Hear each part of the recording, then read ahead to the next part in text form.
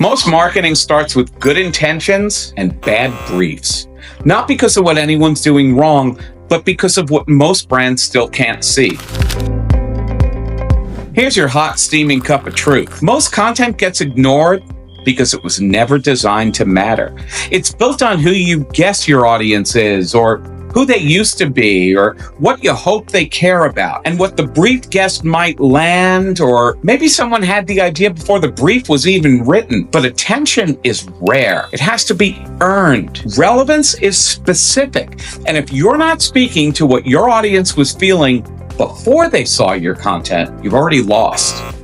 That's where good intentions burn budget. You check every box, you hit every deadline, deliver every asset, and still you miss the people you were trying to reach. Because content isn't just about storytelling, it's about telling the story someone needs to hear, knowing what matters to your audience before you speak, and leading from that truth. I'm Ian Baer, founder of Sooth. Creative that works starts by understanding the people who will either lean in or move on.